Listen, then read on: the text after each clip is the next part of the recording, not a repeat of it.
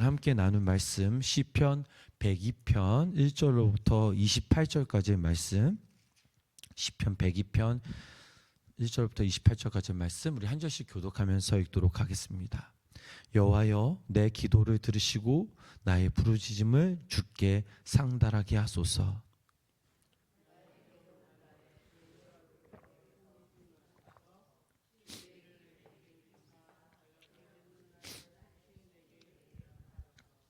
내 날이 연기같이 소멸하며 내 뼈가 쑥같이 탔음이니이다.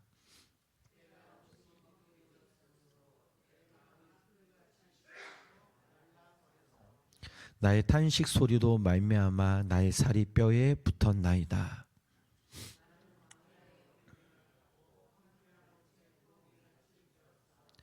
내가 밤을 새우니 지붕 위에 외로운 참새 같으니이다.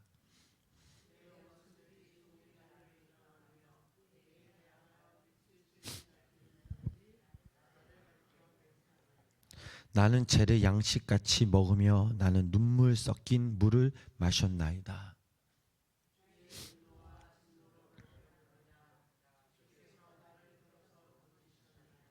내 날이 기울어지는 그림자 같고 내가 풀에 시들어짐 같으니이다.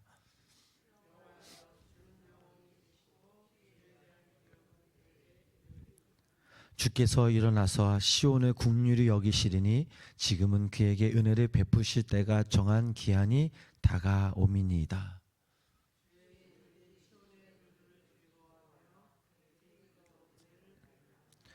이에 문나라가 여호와의 이름을 경외하며 이 땅의 모든 왕들이 주의 영광을 경외하리니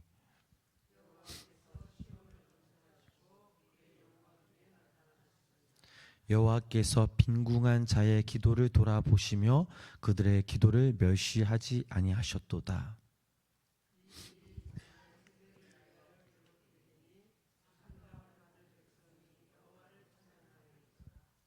여호와께서 그의 높은 성소에서 굽어보시며 하늘에서 땅을 살펴보셨으니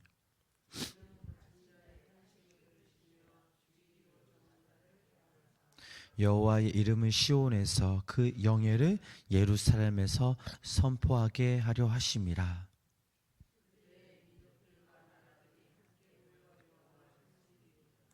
그가 내 힘을 중도에 쇠약하게 하시며 내 날을 짧게 하셨도다.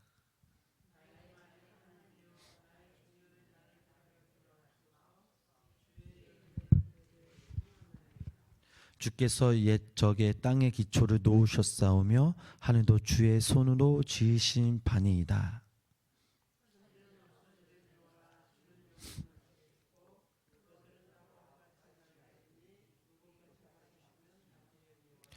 주는 한결 같으시고 주의 연대는 무궁하리이다.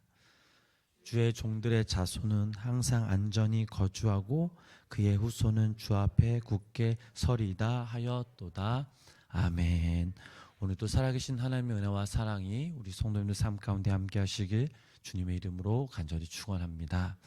사람들은 누구나 아무런 고난도 문제도 없이 평화롭게 살아가고 싶어 합니다. 그러나 욥이 인생은 고난을 위하여 났으니 불꽃이 위로 날아간 것 같으니라 라고 고백했던 것처럼 우리의 삶과 고난은 때려도 해도 뗄 수 없는 그런 관계에 놓여 있습니다. 물론 고난은 기도의 선생이다라는 독일의 격언도 있지만 인생의 위기와 고통을 초연한 자세로 감당하기란 참 쉬운 일이 아니죠.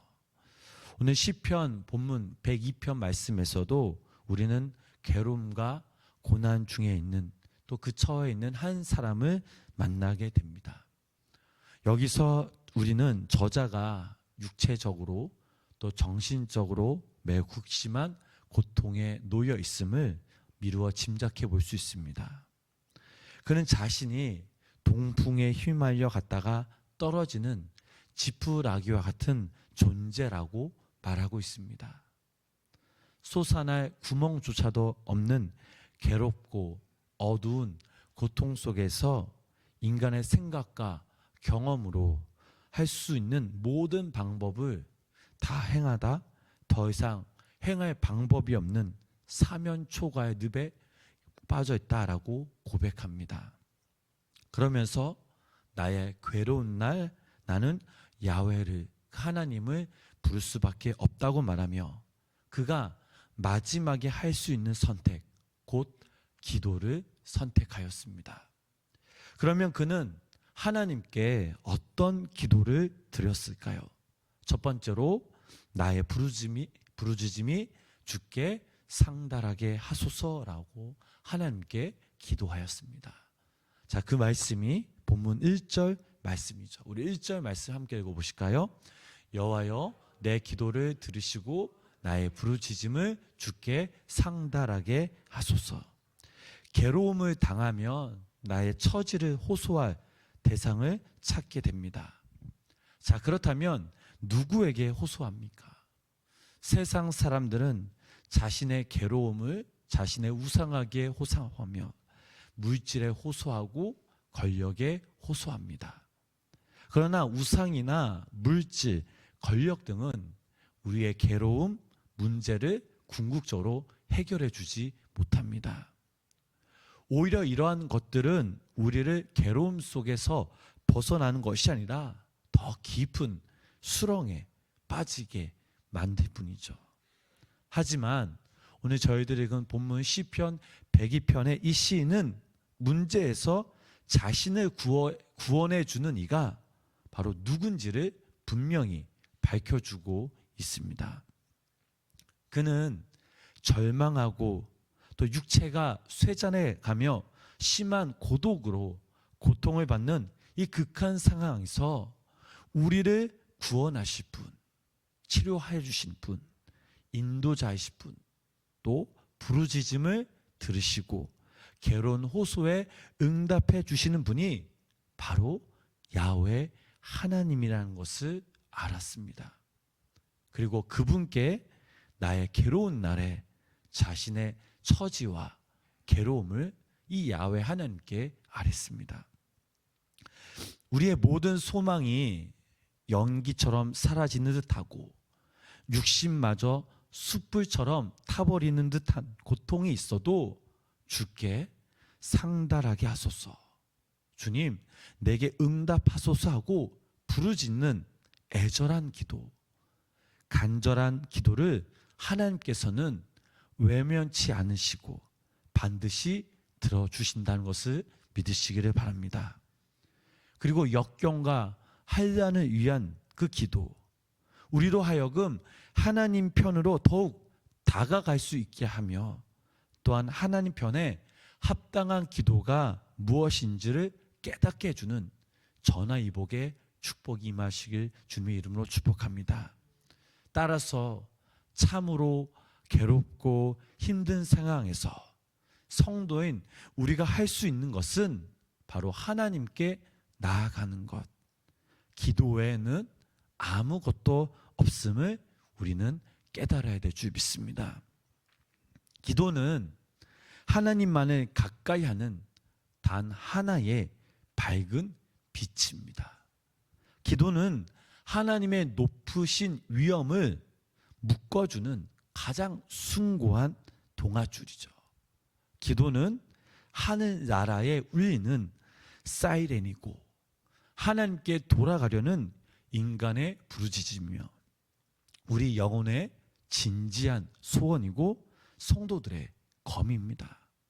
바라기는 여기 모인 우리 성도님들이 어떤 고난의 길을 걸을지라도 우리의 위로자, 우리의 치료자 되시는 분, 우리의 인도자 되시는 그 하나님께 우리의 고난과 외로움을 더욱더 아뢰시는 성도님 되시길 주님의 이름으로 축복합니다. 두 번째로 이 시인은 눈물의 기도를 드렸습니다. 아마 살면서 단 한 번도 울지 않은 그 사람은 없을 것입니다. 어떤 때는 기뻐서 울고 때론 슬퍼서 울고 괴로워서 눈물을 흘리게 됩니다. 한 연구소에서 사람의 눈물을 분석한 결과 눈물은 물이 90%, 소금이 7%, 단백질 2%, 점액소 1%로 이루어졌다라는 결과를 보고하였습니다. 이렇게 보면 눈물은 보잘것없는 것입니다. 하지만 눈물에는 위대한 힘이 내포되어 있습니다. 모니카의 기도의 눈물은 탕자 어거스틴을 성 어거스틴으로 번화시켰고, 위대한 설교자 스펄전 목사님은 천국에는 마른 눈으로 못 들어간다라고 말했을 정도로 눈물의 세월을 보냈습니다. 본문에서 이 시편 기자도 9절 말씀을 보면 나는 눈물 섞인 물을 마셨나이다 라고 하면서 자신의 괴로움에 눈물을 흘리며 슬픔 가운데 하나님께 기도하였다라고 고백했습니다. 하나님 없는 눈물은 사람을 더욱 곤고하게 만듭니다. 그러나 회개하는 성도의 눈물은 인간의 회복, 심령의 회복, 하나님과의 영적 회복을 이루며 더 나아가 치료받고 하늘의 문이 열며 하늘 문이 열릴 때 희망과 소망과 평화를 이루게 됩니다. 성경에는 여러 종류의 눈물이 묘사되어 있습니다. 요셉이 헤어졌던 형제를 만나 그 흘린 기쁨의 눈물이 창세기 말씀에 기록되어 있습니다. 십자가를 지고 골고다로 향하여 가는 예수님을 따라가면서 가슴을 치며 슬피 울던 여인들의 슬픔의 눈물이 누가복음에 기록되어 있습니다. 바벨론 포로에서 돌아와서 교회 성전 지대를 놓으며 감격하여 크게 울었던 감사의 눈물이 바로 에스라 말씀에 기록되어 있습니다. 베드로의 흘린 회개 눈물이 누가복음에 기록되어 있고, 다윗의 눈물의 기도가 시편 말씀에 기록되어 있습니다. 이스라엘 백성들이 포로 생활 가운데 고난의 눈물을 흘린 시편 126편의 말씀도 기록되어 있습니다. 뿐만 아니라 자신을 위한 기도, 가족을 위한 것도 아닌 민족 전체와 조국을 위해 흘린 느헤미야와 예레미야의 눈물의 기도가 있는가 반면 에스더의 간구와 눈물의 기도가 있습니다. 성도의 눈물, 회개의 눈물과 이 기도는 하나님의 그 마음을 움직이며 사람을 변화시키는 그 힘이 있습니다. 그러므로 오늘 우리가 흘릴 눈물은 바로 회개와 감사의 눈물입니다. 그리고 기쁨의 눈물이죠.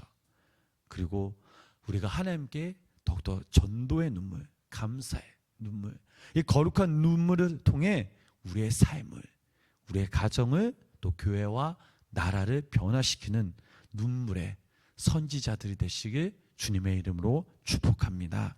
세 번째로 시인이 기도했던 기도는 영원하신 하나님의 긍휼히 여기심을 바라는 기도를 하였습니다.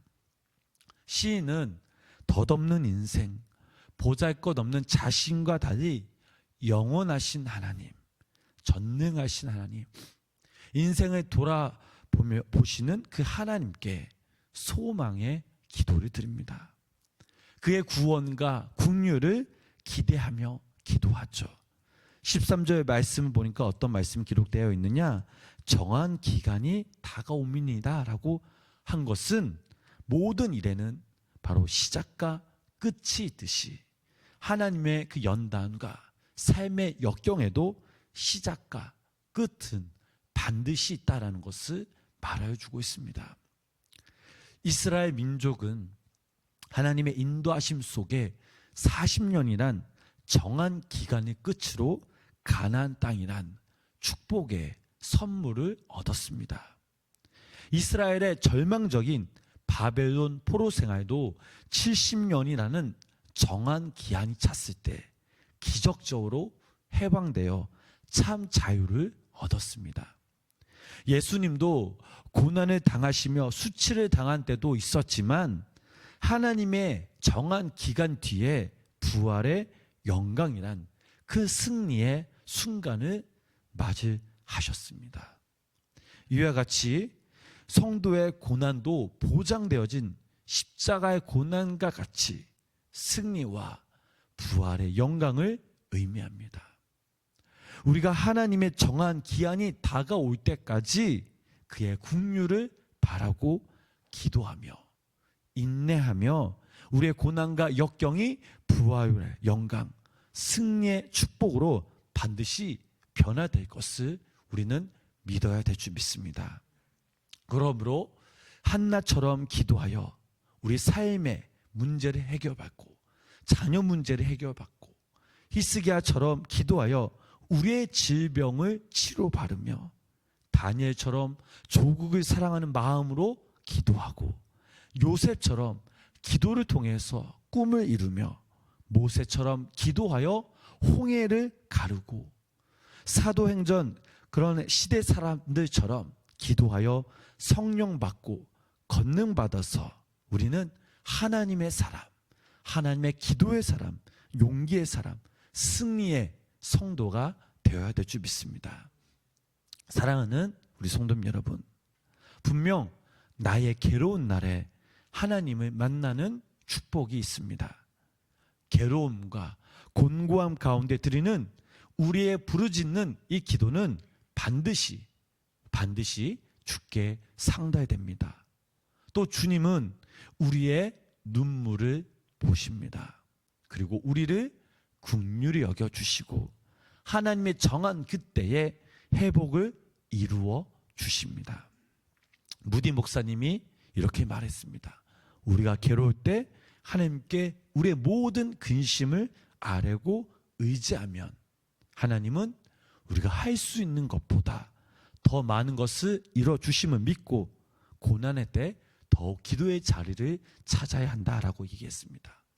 오늘 이 시간 또 우리 성도님들이 매 순간순간마다 기쁠 때나 슬플 때나 감사가 넘칠 때도 언제 어디서나 하나님께 간구하며 부르짖으며 기도하며 나아가실 때에 하늘의 은혜와 또 하나님의 긍휼하심이 우리 성도님들 삶 가운데 날마다 함께 하시길 주님의 이름으로 간절히 축원합니다.